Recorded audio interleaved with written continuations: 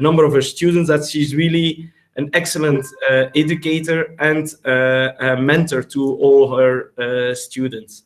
So with nothing further ado, I give the floor, the virtual floor, to Amalia, where she will talk about a very timely topic of mitochondrial potassium channels in metabolism and their implications in disease models. The floor is yours, Amalia. Thank you very much, Gert, and also the organizers. It's really a great opportunity, and I'm very happy that these seminars are going on, although we have this COVID period, so it's not easy. But I think it's really a great idea for us as a community to know each other more, and also to see what is going on in our labs, although we don't have the possibility to meet each other, have a coffee, and discuss. But I'm really happy that these seminars are going on. Today it's really great pleasure to share some of our new research topics. So the presentation of today will be in two parts. One part will be on published data, so to introduce the topic also to students that are not familiar with these potassium channels, but then I will also present some unpublished data from ongoing research in my lab.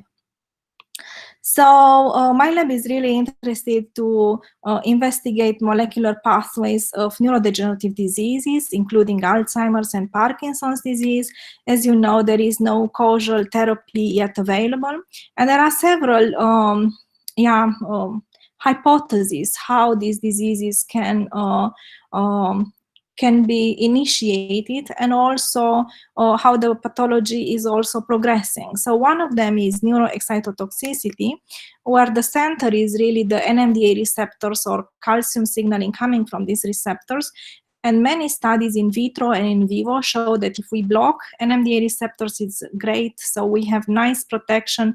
The animals are doing well. However, we cannot translate this to the human studies because people getting this NMDA antagonist will not behave very well in terms of schizophrenia or bipolar parts. So our work was to not induce a direct inhibition of the NMDA, but indirect inhibition via small conductance calcium activated potassium channels. These are channels that are expressed in the brain. I hope you can see my mouse. They are like SK1, SK2, and SK3. They are expressed in the cortex, in the hippocampus, but also in the subcortical areas, also in the dopaminergic neurons. So these channels are expressed at the plasma membrane, where they are in contact with NMDA, especially NR2B subunit. And these channels are voltage insensitive, and they are opened by changes in the intracellular calcium. So once the action potential happens, then the NMDA will trigger a change in the intracellular calcium, which will open the SK channel, and then the potassium flow will repolarize the spine, and in that way indirectly will block the NMDA activation. So what's the main function of these channels at the plasma membrane? They really work on the neuronal firing. So if we do multi-electrode array or electrophysiology, we would see that the SK channel activation will reduce the neuronal firing. And they are also involved in after hyperpolarization.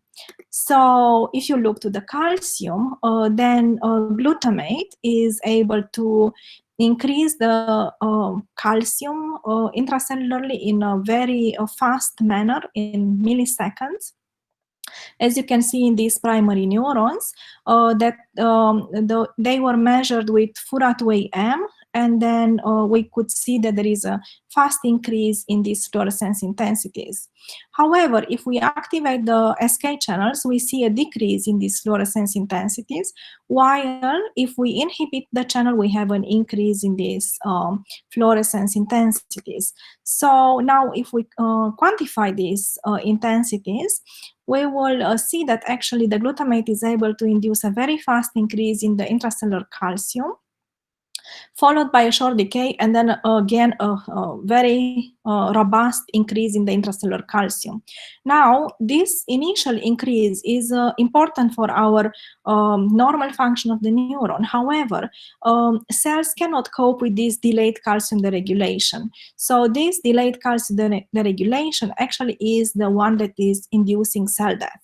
So in this graph, you can see that actually the activation of the SK channel is reducing the delayed calcium deregulation, and the inhibition does not have a bigger effect compared to the glutamate.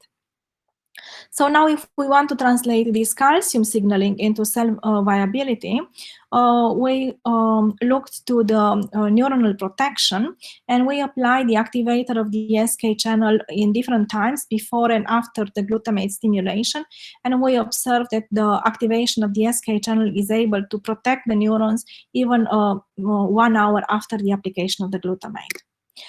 So I will not talk more about the plasma membrane SK channels, but just to conclude this part, I can say that the SK channels actually regulate the neuronal excitability. They are involved in the regulation of the calcium signaling, and we also show that activation of these channels can prevent neuronal cell death in vitro models, but also in a middle cerebral artery occlusion in vivo model. So another hypothesis very, very important in the neurodegenerative processes is the oxidative stress, which is highly dependent on mitochondrial dysfunction. And to study mitochondria, we use a specific cell type which does not have NMDA receptors. They are hippocampal-derived neurons, and this is how they look like on the left-hand side image. And when you apply glutamate, they respond to glutamate, but not via NMDA receptors. They respond via transporter, which is called glutamate cysteine transporter, which actually takes the glutamate out and brings cysteine in the cell. Cysteine is a precursor of glutathione, and as you can imagine that if you apply glutamate to these cells, then the glutathione will be decreased, leading to lipoxygenase formation, ROS, and then also activation of a lot of proteins, bead bugs, and so on, which will go then to the mitochondria. They are DRP1 is able to produce the fragmentation of the mitochondria, but the most important thing is that as a result of this fragmentation and a result of the pore formation, there is a larger increase in the cells of ROS, which then can induce cell death. So now, using the SK channel activator, we could see that in normal situation, actually the mitochondria is largely elongated, as is shown in this control picture. And then the SK channel activator does not change very much the morphology or the structure of the mitochondria, while the oxidative stress is inducing this fragmentation of mitochondria. So the combination of oxidative stress and activation of the SK channel prevents this fragmentation of the mitochondria, indicating that the SK channel activation is able to preserve mitochondrial morphology. We wanted also to translate this in cell survival assays, and we have several tools how to address that.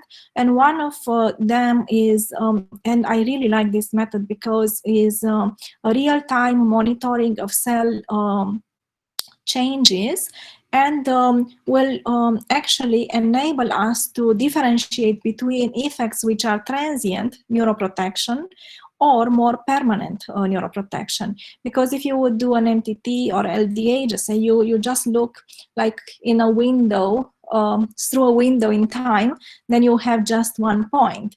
But then maybe if you look some hours later, then the effect is gone, or yeah. So with this method, actually, you really can measure in real time for, I don't know, up to you, days if you want. So in this experiment, you can see that actually in red is depicted the glutamate, so the cells are dying very fast. But then the cells that are protected, they have a curve shifted to the right. So we can see that the activation of the SK channel is protecting in a dose-dependent manner. And it's in concentration higher than 10 micromolar. This protection is not transient anymore, but it is more persistent. So using this cell type, we were very concerned that the SK channel are still able to induce protection, although these cells do not have an NMDA receptor. As I mentioned in the beginning, it was in neurons, in excitable neurons, the SK channels are connected to NR2B. So we didn't know why we got this neuroprotection, and then we checked to mitochondria, because these cells are dying via mitochondrial oxidative stress. So we observed that these channels are expressed in the mitochondria, and they are also functional by using the electrophysiology on the mytoplasts. Then the next question was to see what happens if we overexpress these channels in the mitochondria. So this is what we did in these experiments, and we used again this Xceligence, where here you see in the green curve is the glutamate, and then we use a lower concentration like 5 micromolar, which is just transient. And then we overexpress the SK2 channels. What happened then was that the glutamate alone, you can see that the curve is shifted to the right, meaning that is already not inducing so much damage as the cells that lack this overexpression of the mitochondrial SK2. Even more importantly, the PSI-PPA is inducing protection, stronger protection, meaning that, for example, in vivo situation, you would need less drug when you can increase the expression of the mitochondrial SK2. Okay, so to conclude this part, the SK channels are expressed in the mitochondria, and their overexpression is also leading to increased neuroprotection. So there are still a lot of open questions. What is the function of these channels there, and what is the mechanism of action of these channels in neuroprotection? So now I would like to bring you back somewhere in 1950s, when was a theory of aging, which was very much linked to the mitochondrial free radicals. So this theory was based on a strong correlation between chronological age and the level of ROS generation, on the fact that mitochondrial function is gradually lost during aging. Then the inhibition of mitochondrial function can enhance ROS production, but very importantly, the age-dependent diseases are highly associated with severe increases in oxidative stress. So it was the idea that if we take lots of vitamin C or antioxidants, we may prevent a lot of age-related diseases, but not only that, maybe we can even increase our longevity. So actually that was shown that was not the case. Even more, experiments with specific mutations in either complex 1 or that are inducing ROS, it was shown that these actually are increasing the longevity. And even more, if you apply a scavenger of this ROS, then actually the longevity is decreased. And maybe you also know this very nice friend, the naked mole rat, that lives very, very long compared to a normal rat. So it reaches about 30 years of age compared to a normal rat that lives about 3 to 4 years. And it was shown that actually these naked mole rats have a very high level of mitochondrial ROS. So that led to another hypothesis, which was called gradual ROS response hypothesis, which was introduced somewhere in 2010. And this hypothesis implies that if we have a small amount of mitochondrial ROS, that can activate anti-apoptotic proteins and also activate longevity genes. So it is not about having a high level of ROS that you can see, for example, when we treat with glutamate or rotenol or any damaging substances, but is like a minor increase in mitochondrial ROS that can induce protection. And this can be also induced by, for example, exercise. Okay, so now coming back to the SK channels, and you would ask why did I introduce this part? Because the SK channels, it is linked to their function in mitochondria actually. So to investigate the role of these channels in a model that is resembling also molecular effects happening during Alzheimer's and Parkinson's, we choose a model which is called ferroptosis, and this is highly linked to neurodegeneration because iron dysfunction was shown in the brain of Alzheimer's patients, but also Parkinson's, and we can induce this with specific compounds, for example, erastin. And erastin is blocking actually the transporter that you remember I mentioned in the beginning, this glutamate cysteine transporter, the XCT, and in that way it will induce ferroptosis. So we use the erastin in the presence of glucose and also galactose. So why did we introduce galactose was because we were interested to see the effects when the cell is able to induce oxidative phosphorylation together with glycolysis, but also when we have hardly any glycolysis, which is the case of galactose.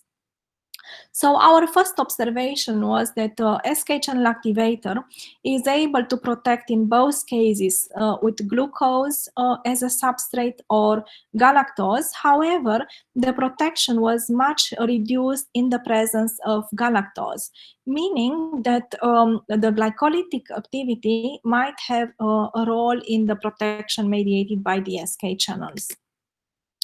And then we also checked with either Ouroboros, high resolution respirometry, or with seahorse, how the mitochondrial respiration occurs in the presence of the activator of the SK channels. And these high resolution respirometry experiments clearly show that the activation of the SK channel is able to slightly reduce the mitochondrial respiration. And we could also see that with the seahorse experiments. However, knowing that the protection in the ferroptosis condition when galactose was present was reduced compared to glucose, and that was somehow indicating that glycolysis might be important, we also checked via the seahorse analyzer the extracellular acidification rate, and we applied the substances and then followed for several hours the ECAR or the OCAR. And we did that in the presence of glucose media and galactose media. And we could observe that actually in the glucose media, the activation of SK channel is able to increase, to induce an initial increase in glycolytic activity, which of course was not present when we had galactose medium. So also we observed by mitochondrial superoxide production measurements by FACS analysis that the activation of the SK channel is able to induce a small increase of mitochondrial superoxide, and this is happening in a dose-dependent manner. Therefore, we applied MNT-BAP to see if we can maybe increase or decrease the protection mediated by this SK channel activator. To our surprise, we observed that actually the this scavenger of the superoxide is able to partially reduce the neuroprotection mediated by SK channel activator. Even more, when we apply a combination of the inhibitor of the glycolysis DCA together with MNTBAP and PSI-PPA, this neuroprotection mediated by PSI-PPA alone was completely prevented. Meaning that both the mitochondrial loss and initially increasing glycolysis are part of the neuroprotection mediated by SK channels. So we wanted also to see if there is any relevance in vivo, and we checked with a C. elegans model, and there we had two models, one which was a heat stress inducing, which is also considered a method to evaluate longevity, but also we had another method which was done in collaboration with a group of Hekimi in Canada, and they looked for the survival of these worms in the presence of the SK channel activator.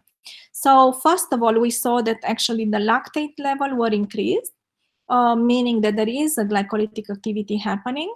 And then we observed that the activation of the SK channel with 2 days is very potent in decreasing the heat stress mediator in the presence of paraquat. And also we could see that in the longevity experiments, the median lifespan was increased, not the maximum, but the medium one. Okay, so to conclude this part, I can say that the SK channel activation is attenuating slightly mitochondrial respiration. It can regulate the mitochondrial calcium uptake. It is involved in this preconditioning or mitohormesis effect, which I was talking about, those theories of aging. Can induce mitochondrial superoxide, but as I said, mild, is not reaching the level of the glutamate, and can also affect longevity. Okay, so now I would like to move a little bit also to the immune cells, and this part is more, let's say, ongoing work in our lab. And as you know, the immune cells, once they become activated, especially microglia macrophages, they change their shape. So there is a very high increase in the energetical demand, and this is happening by a so-called metabolic shift or metabolic reprogramming from the oxidative phosphorylation to glycolytic activity. And many studies showed that even our group, that actually in the mouse, there is an increase in this glycolytic activity. In these experiments done in 2019 with the bone marrow from either mouse or human, it was shown that in the mouse there is a decrease in the basal respiration as a response to LPS, which is a trigger of activation of the microglia or immune cells, and it was also an increase in the basal glycolysis. Now, when experiments were done with the human cells, it was very interesting that actually the basal respiration did not change, but the basal glycolysis, instead of going up, it went down. So this really comes to a big, how should I say, question of our times, that we spend millions of money and we have a lot of mouse models for Alzheimer's and a lot of these diseases. However, it's very hard to really translate these studies in a human condition. So I should say actually that for the Parkinson's disease, there are more tools to ameliorate the symptoms, but for Alzheimer's disease, the last medication that was approved by FDA was in 2002, 2003. So it's really showing the necessity of adapting the models that we are using. So when I started my lab, we also started this kind of adventure to find new models which are more similar to human condition. And it's not easy route, but it's very rewarding. So we were working with differentiated microglia and neurons from iPSCs. And the big point was that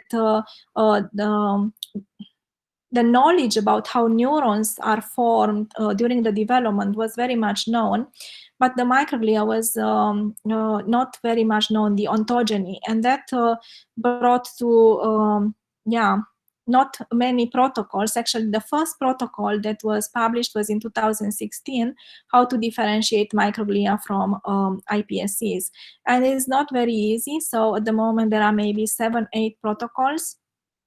They are using specific substances. In principle, the growth factors are very similar.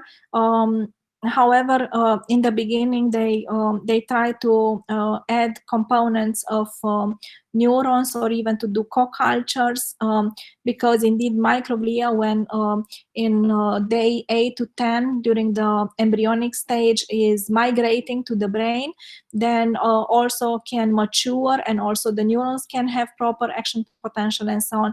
So their activity depend on each other.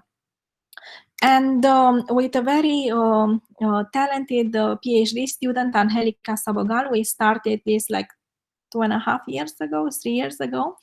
And we tried 5 to 6 protocols, different protocols.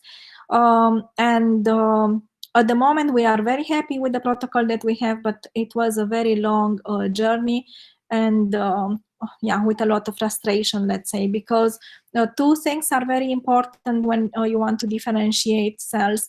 First, to get the maturation, and also very important is to get reproducibility. And these two aspects were the biggest problem that we encounter.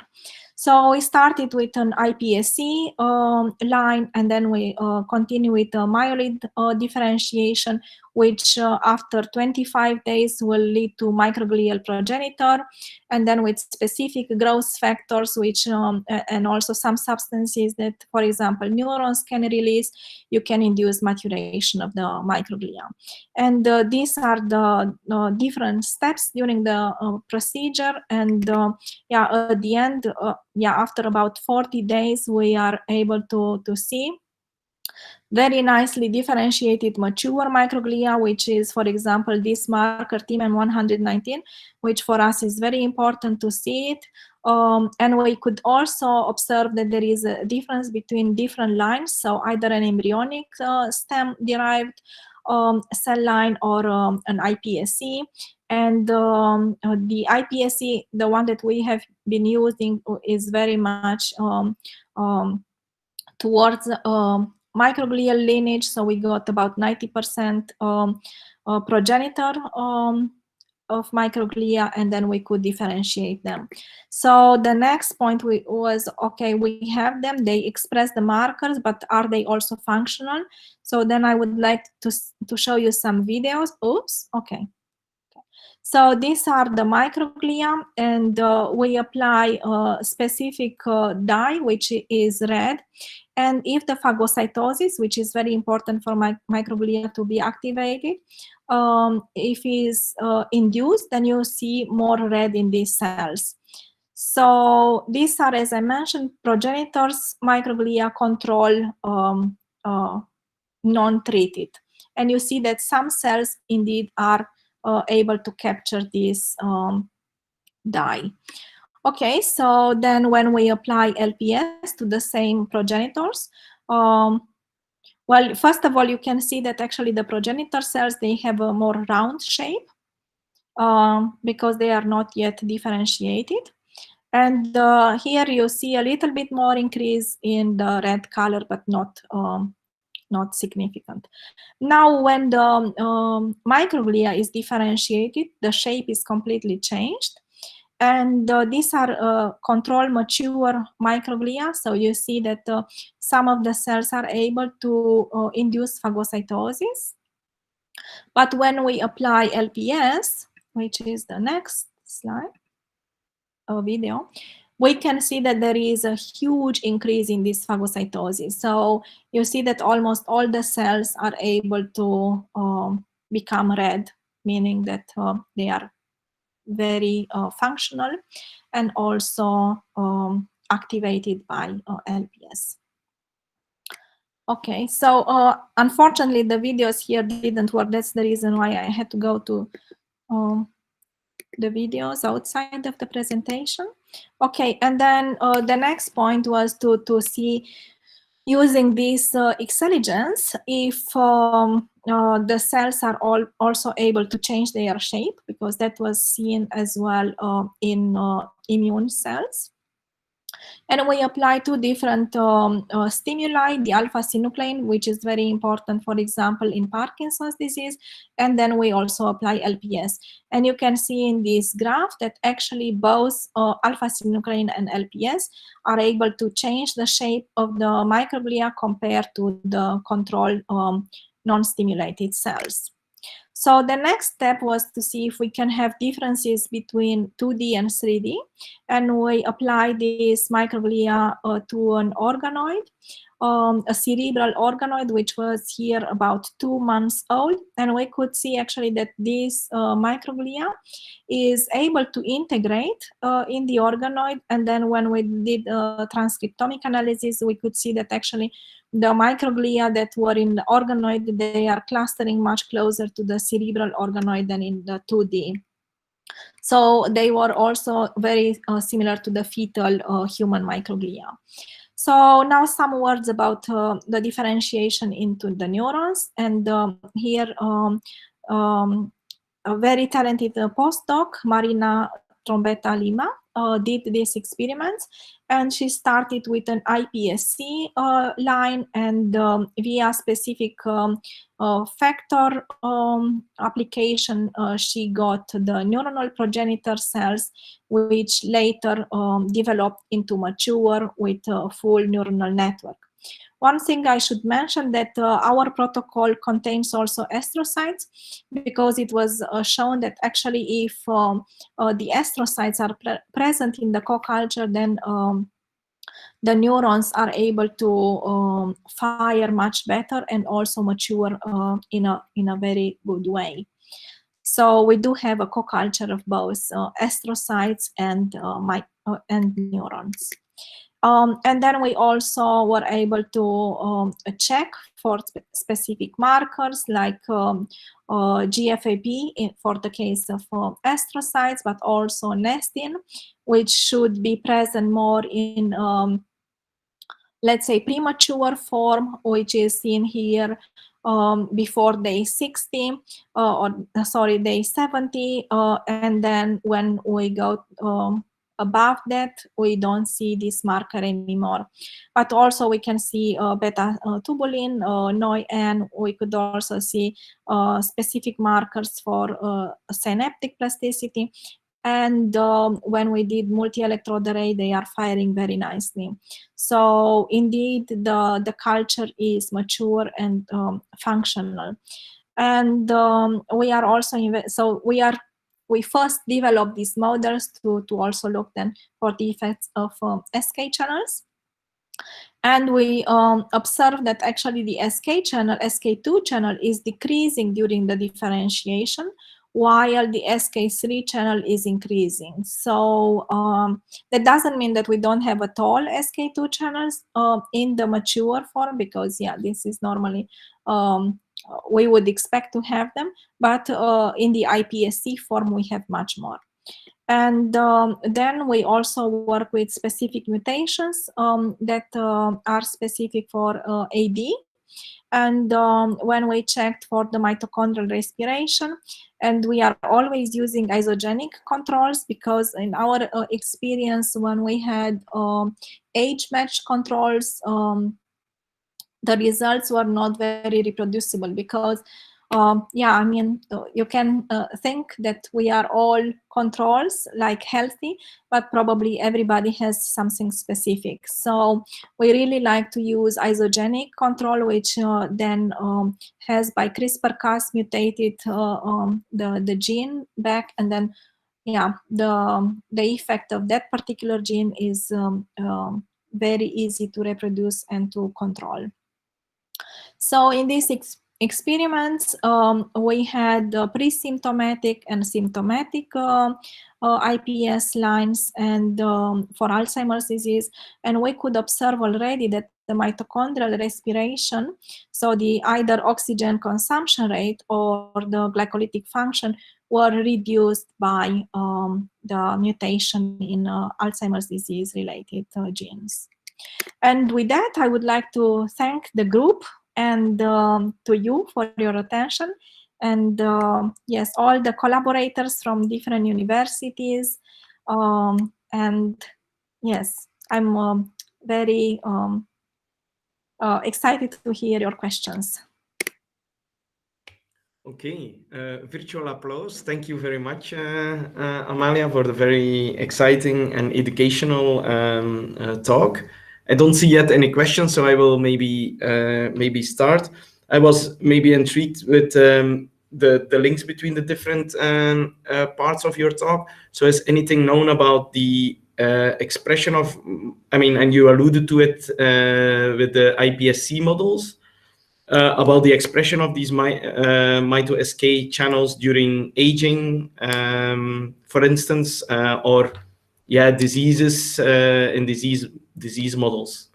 Yes, yes. So we did some experiments some years back in Alzheimer's human tissue, and actually we observed that the SK3 channel is increased and the SK2 channel was decreased in, as I mentioned, in the human samples. Concerning the iPSC from the with the mutations, we didn't reach that level to really check for this, because we were first curious, or we wanted to have a thorough investigation of the cells that we have, how good they are for the next step. I see. So we really spend a lot of time on characterizing the cells. Because of course the strategy of activating these channels would imply the need for their presence, right? Yes. But so I did some we did some measurements on the multi-electrode array with the cells that were mature. They were like 3 months old. So we applied different stimuli, and then we could see changes in the neuronal activity. And when we applied the NS309, so the activator of the channel, this activity was decreased compared to the glutamate. So it implies that they are there. Okay. And meanwhile, we have some questions in the chat box. So from Sandy Das, he was wondering whether changing the relative abundance of astrocytes in the co-culture does have an effect on the differentiation fate. Yes, it does. So it improves the differentiation of the neurons, and it was shown by many people that actually, if you have it present, then also the activity of neurons is much better. And we could see that with the MEA, we have, I think, about after 30 days, we have already spikes. So it's not mature yet, but at least you can detect it with the multi-electrode array, because we did that for 3 months, and longer you wait, of course, then the activity gets better. But already we could see that after 1 month, we have some activity, and okay. I think it's because of the astrocytes. I see. Okay. Thank you. Then Antonio Villalobos was wondering whether you have measured the mitochondrial membrane potential during potassium channel activation. I think it's a very, very pertinent question. I was also wondering about that. Yes, we did a lot of measurements. So we did it with the FACS, but also with the DOC63. With isolated mitochondria. So in the isolated mitochondria, when we applied the it actually didn't matter which activator. We saw a small decrease in the mitochondrial membrane potential, yes. But it's a small one, and with FACS, it was about 10% compared to the control. Okay, and there is a follow-up question from Wolfgang Greyer, and I will add something to that. So that he says, a great talk, thank you very much. So following Antonio's question, does the SK channels change the calcium homeostasis and signaling in the mitochondria? And maybe added to that, if the activation of these channels reduce the mitochondrial membrane potential, it also reduces the driving force. This is an addition from my side. But maybe the first, like the calcium homeostasis and. Yes. So we did measurements of the mitochondrial calcium with several methods. First, the most crude one with the FACS, right, with the rhodamine 2AM, but we also did with the aquarine measurements, and we could see actually that there is a decrease in mitochondrial calcium uptake when we activated the channels. Of course, it's not the same if you would put MCU modulator, but it was it decreased the uptake. Yes. Now coming back to the second question, which was, can you please remind me? Well, I was wondering related to that whether, I mean, you confirmed that there is a decrease. I was wondering whether that was related to a decrease in driving force because of. Yes. So when we did the Ouroboros, we also were interested in every subunit or every complex, right? And we observed that complex 1 activity is reduced, slightly reduced. Okay. Yes. So that effect on the mitochondrial respiration, we think is highly linked to complex 1 activity. So Jay Gargus is wondering whether you showed SK2 channels in mitomembranes. Did you evaluate other SK channel types? So you showed SK2 channels, but what about the other SK isoforms?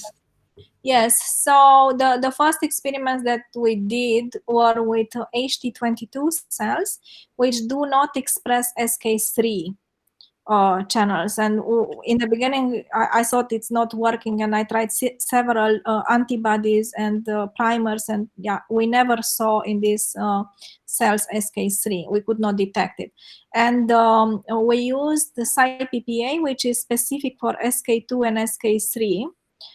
And then if the cells don't have SK3, then it was clear that they would act only on SK2, the concentrations that we used. And also because they don't have the SK3. And then, we did we checked on dopaminergic neurons, and we could see also that there is an SK3 in mitochondria. And I think other people showed SK3 in other cell types. Okay.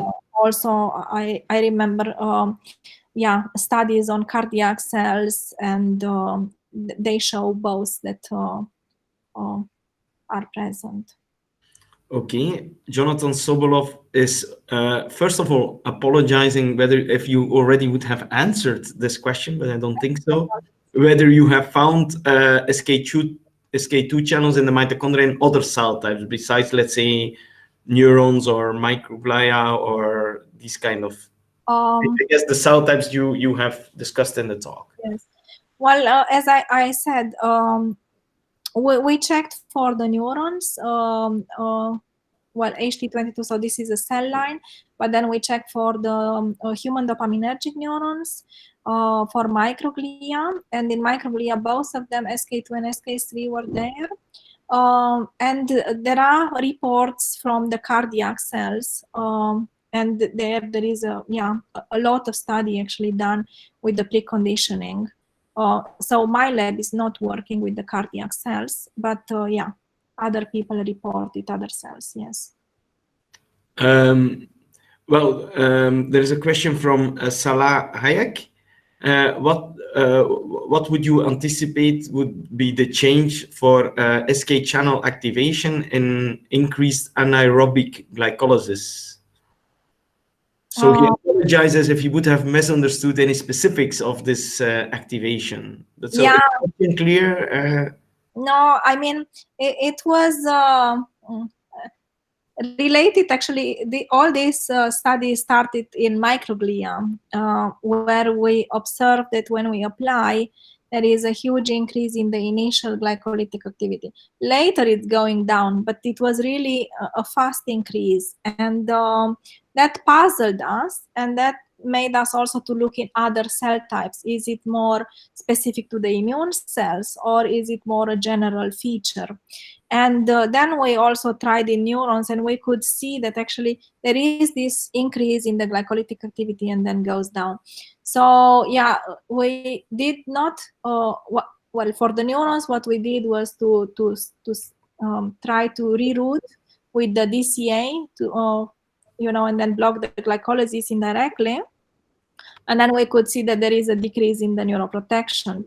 But now for the immune cells, that is still an open question, and that we are trying to address. How come, and what is the implication of this increase in glycolytic activity? We think that has something to do with the cytokines, but I don't want to say something that, it's we are working on it. Could it be a consequence of the reduced mitochondrial activity? No. No. No, because it's too fast. Okay. Yeah. The effect on the OCAR comes much later. So it's really, it's not a classic Warburg effect. Where you have a decreased oxidative phosphorylation, increase in glycolytic activity. We see that there is an increased glycolytic activity, an initial one, and then in which is maybe 1 hour, 2 hours, and then goes back to normal. And the OCAR goes down maybe in 6-8 hours, depending also on the concentration. Okay. So Jay Gargas has another interesting question. He wonders whether you can elaborate on how you understand the differences between human and mouse cell signaling. So you have this dichotomy between the mouse and the human cell systems. And why do you have these divergence actually opposite findings? So I think many of us would be interested in having your views on this. Yes. So the experiment with the human bone marrow and the mouse bone marrow was not done in our lab, but it sparked the curiosity in the field, in the direction that was very much known that immune cells are increasing the glycolytic activity because they need this energetic demand. And then in the human, it was different. So this is what we are now also trying to check with the iPSC-derived microglia. Is it true that maybe is specific for the bone marrow, or is also coming for the immune cells from the brain, microglia, macrophages? So I think now more people are trying to see what is the connection between this metabolic reprogramming in the mouse and in the human. But I should mention that there are really not many publications on the topic. And we already see actually some changes on the even profile of microglial activation in the human differentiated microglia. I didn't have time to show you those data, but the pattern of activation is very different. I see. Yes. So we are checking now also the cytokine level, and we do transcriptomics, but it's already showing that there is a very much different signaling. I see. And I was wondering, but probably you did that in your earlier work. If you knock out SK2 or SK3, can the cells survive first of all, and then they can probably become very hypersensitive to this glutamate? Is that correct? So what we did was we were using siRNA, and of course with siRNA you don't get a complete Yeah. Yeah, but yes, in those experiments where we had about 60-70% reduction in the channel expression, we could see that they were more vulnerable to glutamate toxicity. Yes. I see. And let's say the compounds you used also are very selective for these channels, so their efficacy would also be diminished, right? Yes. Yeah. Yes, and maybe I should mention that at the moment, together with a group in drug design, we are trying to improve the the modulators. And it was a recent paper published by a Chinese group about the crystal structure where these channels can be so they really showed the pocket where CyPPA and NSCO9 can be bound. And the collaborator group is doing a lot of artificial intelligence for defining which molecules can bind better to the this binding pocket, and they are also able to make these compounds.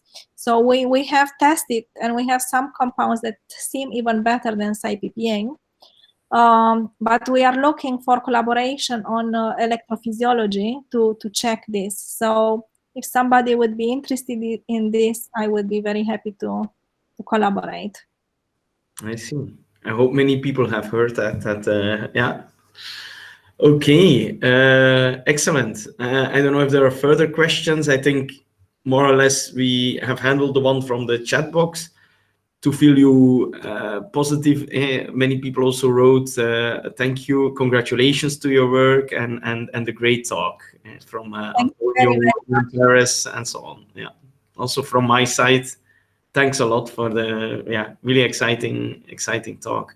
I would say, like Martin always says, I think we can enter more in the informal part where people can put on their microphone. So I would like to thank or to end by thanking Amalia for the great talk, the people for attending, and of course, as usual, Martin and Emily and Katja for the great organization. So please feel free to hang out and chat. Thanks, Amalia. That was really interesting. Can I just clarify, going back to one of the questions? So the effect on the membrane potential is very modest, but there's a more significant effect on calcium uptake. Yes. So I think I might have missed the link there. So can you just tell me? I do not know the dynamic or the time points, because these were measured either by fax or, as I mentioned, with direct.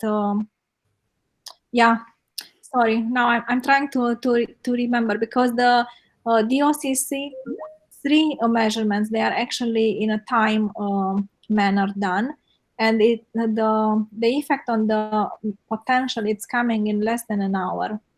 So it's quite fast. And for